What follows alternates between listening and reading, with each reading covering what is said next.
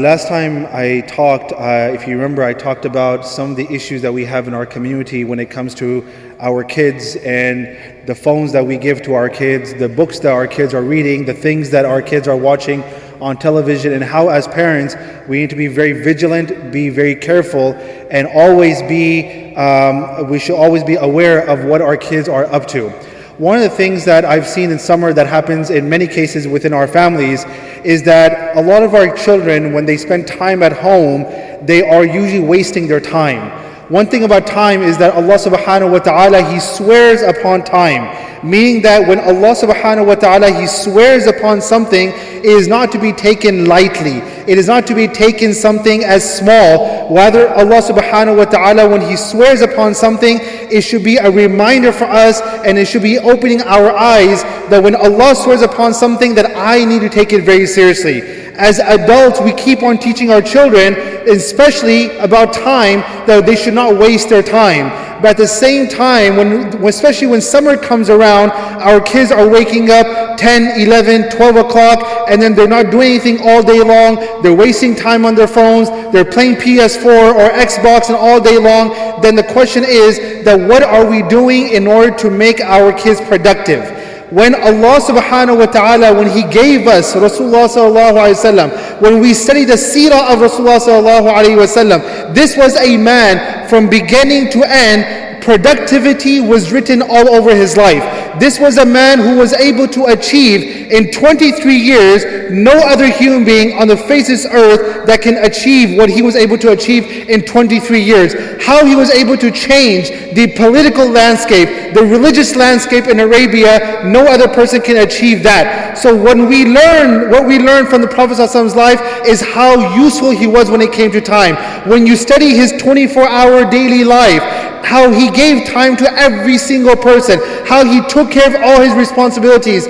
Brothers and sisters, the Prophet ﷺ did not have 36 hours in his day. He did not have 48 hours in his day. He had a 24-hour day in his life, just like today you and I, we have 24 hours. But at the same time, there were things that the Prophet ﷺ, he did. And because he did those things, Allah subhanahu wa ta'ala gave him something which you and I, we always yearn for, and that is Baraqa. As Imam al-Raghib, he mentions and he defines what exactly is Baraqa. He says, Baraqa is that thing that comes from Allah subhanahu wa ta'ala, and anything that it becomes associated with, it always increases it. So when Allah subhanahu wa ta'ala, when He sends His Baraqa and it is associated with our wealth, then our wealth becomes filled with Baraqa. That means that little will suffice for us. There are people who sleep for 10 hours, 12 hours, and as soon as they wake up, what's the first thing they say? I'm still so tired. When you have Baraqa in your sleep, 6 hours is more than enough. Probably 7 hours is more than enough. When you have Baraqa in your life, you're able to achieve so much. You look at the life of Imam Nawawi rahmatullahi alayh, how much contribution he was able to provide for all of us today when it comes to the subject of hadith. How many books he wrote, but yet he died in his 40s. He did not die in his 70s or in his 80s, as many people they assume, but he died in his 40s, yet Allah gave him barakah in his life, and that's why he was able to achieve, and this is why he was able to do so much where you and I, we can benefit. So the question is, how can we gain that barakah in our life? How can we become so beneficial in our life? How can the time that we have, the 24-hour life that we have on an every single day basis, how can we make that beneficial for ourselves? There are 3 things that are mentioned that we all can do. There are 3 areas of our life that we need to focus on. The very first one is spiritual energy.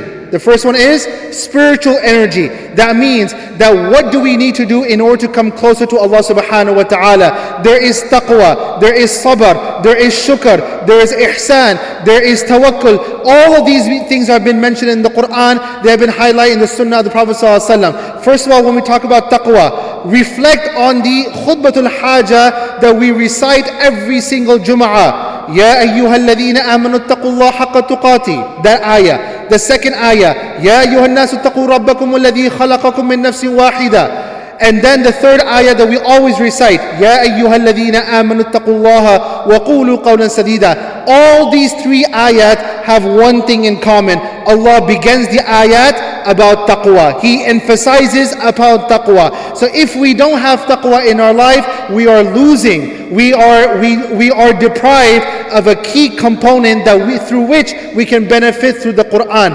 And then you have so much other. So you have spiritual energy. Then you have spiritual focus. What are the things that we need to focus in our life?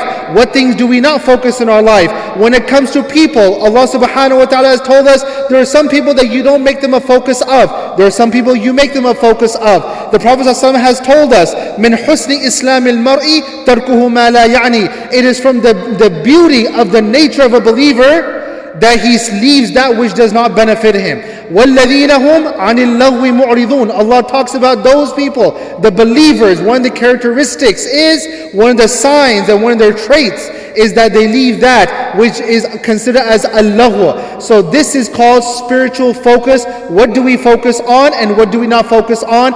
And the last thing is time. The spirituality of time. How do we use our time the correct way? As I mentioned, in the case of the Prophet ﷺ, he had 24 hours and what he was able to achieve, and today we also have the same 24 hours, and what are we achieving today? So when we have all these three things aligned in our life, we have spiritual focus, spiritual energy, and spiritual time, then we're going to have barakah in our life, and then there's a lot of things that we can benefit through which we can benefit. We can benefit our family, but as I said, as I started my talk with, it is very important that we care about our time, and we make sure that, especially in summer, we make sure that our kids are not wasting their time.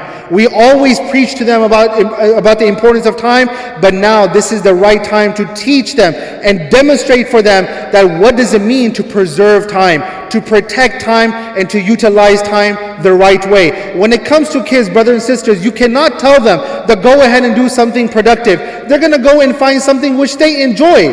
So it is the responsibility of parents that we make sure that they are engaged, they are involved in things that are beneficial to them. They don't understand the benefit today. They'll understand the benefit tomorrow, and inshallah when they grow up and they understand things better, inshallah. I ask Allah subhanahu wa ta'ala to give all of us the ability to bring productivity in our life. I ask Allah subhanahu wa ta'ala to give all of us the ability to protect our time and to utilize our time in a better way that is beneficial for us in this dunya and beneficial for us in the hereafter. Jazakumullah khair. Assalamu alaikum wa rahmatullahi wa barakatuh.